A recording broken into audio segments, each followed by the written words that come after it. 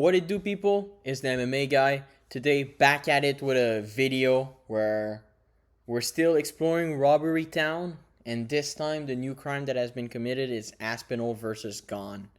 I mean, I just wanted to talk about it because I've been talking about these matchups, and I love making these videos where I just ramble about absolute mismatches.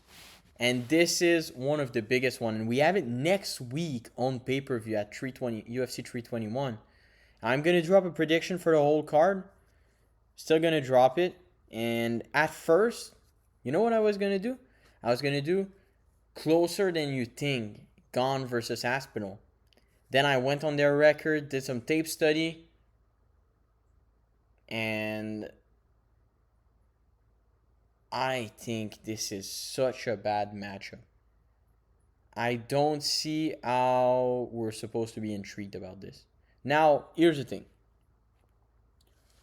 We have Gane, whose only real losses have been to. Well, okay, no. He has 3 real losses, and people are gonna say, no, no, on the record it's not, and that's what makes a real loss. Real loss is when you actually lose a fight, okay? If he won a split decision, if he lost a split decision that I thought he won, and that the you know that would indicate that he most likely won, and that people believed and people are agreed that he won, then I would say that I wouldn't count it as a loss on his record. But I'm gonna count the last Volkov fight as a loss on his record. I thought he lost that fight clearly. And you know what's crazy is that we have Aspinall, and granted, that wasn't the same version of Volkov, but it's not that old of a fight. It happened 3-4 years ago. At most 5, but Aspinall finished Volkov, but a straight armbar with like straight arm lock, almost like a Kimura kind of a submission on Volkov in the first round. It's putting pause on him, and that's before Aspinall developed his one punch power. It was kind of a guy that used he was very comfortable striking, but he mainly used it to set up the grappling. And if in his last fight, Volkov, who's like a lengthy striker, doesn't land takedowns pretty much ever, was able to take down Ciryl 3 times and edge a fight against him. Okay? And now we have Tom Aspinall, who manhandled Volkov, TKO'd Curtis Blade, TKO'd. He has 1 loss on his record in the UFC, and it's an injury 15 seconds into it against Curtis Blade, which after that he KO'd him inside of 2 minutes.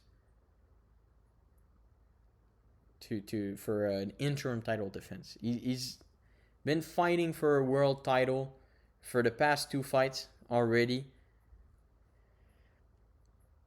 Meanwhile, Aspinall, Gane, his last 3 fights, or he lost to John Jones in a submission in the first where he completely gave up, folded under pressure.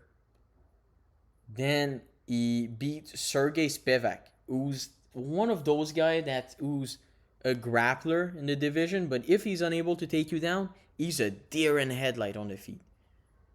He's so not comfortable getting hit. He's scared to get hit. That was a perfect matchup for Gane to bounce back and be like, yeah, I worked my takedown defense. And he volume strike TKO'd him in the second round. So a full round went. And then he beat. Who did he beat? Oh, then he beat Volkov by robbery. In a fight, he got taken down three whole time, held down for a full round. Oh, he had an injury. Yeah, that's nice, man. Everyone has these injuries when they lose. Everyone is injured when they lose in UFC. This is the thing, is because these guys don't want to get cut for their contracts. So they're like, listen, man, I was injured. I'm sure next time I'll fight better. That's kind of one of those things. It's kind of we have an injury set up just so that in case we lose, we can say that we were injured. So that people don't jump off the bandwagon. It's one of those things. We don't accept those on this channel. No injuries unless extremely visible or something. And we know for a fact it hasn't happened during the fight. So now, here we have Aspinall's on an 8-fight finishing streak, has shown the ability to submit people when he's not able to put them out. And that was in the beginning of his career, because now there's no one he's unable to put out. He put these guys out cold. 1-2 down the pipe. Extremely quick. This is the thing that Gane has for him. Oh, he's extremely quick. You know, Gane, this fight is Aspinall going to be able to KO Gane in the first round? Or is he going to have to take him down and submit him? And we know that Aspinall is going to win this fight. We know for a fact he's going to win this fight, pretty much. Ciryl Gane has shown zero finishing ability off of one-punch power. He has these volume TKOs against these blob heavyweights. Okay? He's had striking success against Francis Ngannou. And Francis always had that one-shot power, but he was so slow. He's a slow poke. Aspinall doesn't have the same power as Francis, but he does carry that. It's like when and I know he's stupid, so it's a bad person to quote. But Jamal Hill, I don't want to say stupid. I ain't meant that, but I know he's not like a big reference here. But you know, Jamal Hill said when he wanted to go up to fight Aspinall, he was absolutely tweaking. But he was saying, I don't care that he has more power than him. I know I can put him out, so that doesn't matter. He has more. You can have 1,000 times the power that I have. I have the power to put you out. You know, it's really the truth of it. Aspinall has enough power to put every single heavyweight that he's fought out. Those that he's KO'd, so 6 out of his 8 win streak. And the other guys he could put out at this point in his career for sure. You know, it was an old Arlovsky who's been KO'd by fighters who don't come close to having the power of Aspinall, the devastating power of Aspinall. And Volka has been TKO'd by Derek Lewis. Derek Lewis has very, very good power, though, so I don't know. But more than likely, Aspinall would KO Volkov right now if he wanted to, if he struck with him, you know. But struck with him. Anyhow, struck with him. This is a complete mismatch. I don't know who booked that and said that would be cool. I guess it's because it's the only new matchup. Gane is actually the number 1 contender, so it makes sense for them to book it. You know what? I'm not mad at it that they've booked it, and it's a new matchup, so that's nice.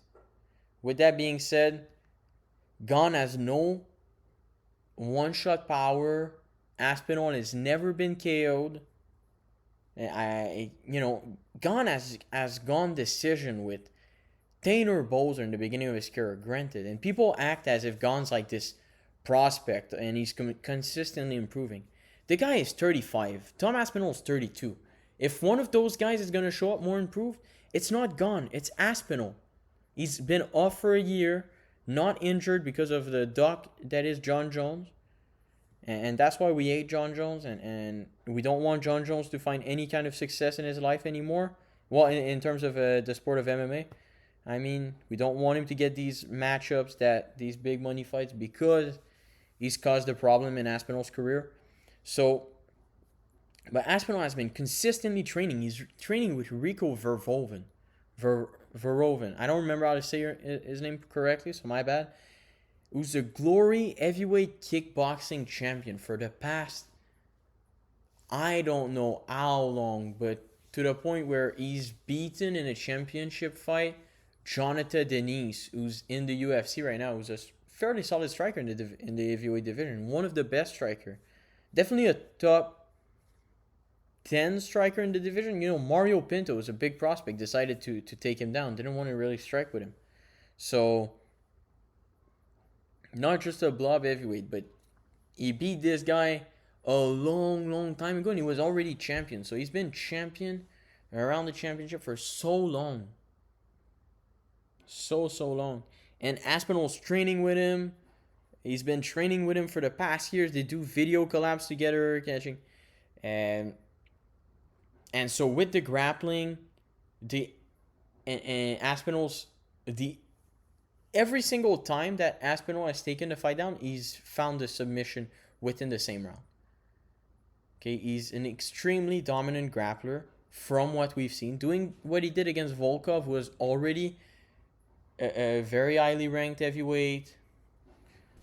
All of this, that was very impressive to do. And he's 32, in his absolute prime, finally defending the actual heavyweight title. And we have Ciryl Gane, who's failed both times. He got grappled against a guy that couldn't use the striking to set up the grappling because he was such a slow poke and he was just taking him down at will. Since then, oh yeah, he's improved. He fought John Jones. He got submitted in the first round. And then he beat a deer in headlight on the feet with fairly good grappling in Sergey Spivak. And yeah, but then he got taken down by Volkov and got a robbery decision over him. So we're not looking at Gane as a prospect that has finally evolved this game. Yeah, I think this time it will be different. This is the same Gane. Don't fall for this bullshit. This is marketing, guys. It's marketing. It's not the reality. The reality is that Gane is a stepping stone for Aspinall. And it's going to be such an easy fight for him to win. It's going to be finished within the first 3 rounds. And if it's not, it's going to be Gane surviving the whole time and Aspinall just absolutely ragdolling, outstriking, dominating him. Even on the feet, he's going to get the better of him.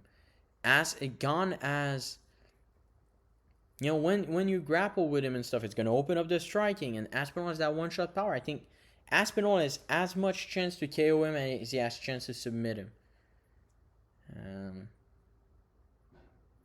Yeah, I think this is going to be very, very bad for him.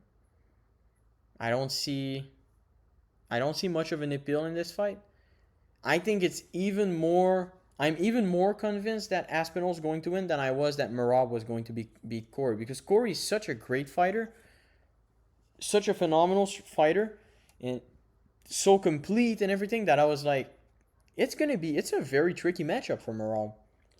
Even though I think Merab is too good to lose somehow. Like, oh, that's the trickiest matchup of all time. Merab by easy decision. This is the pick. This is what you pick. Oh, Merab is fighting against Godzilla.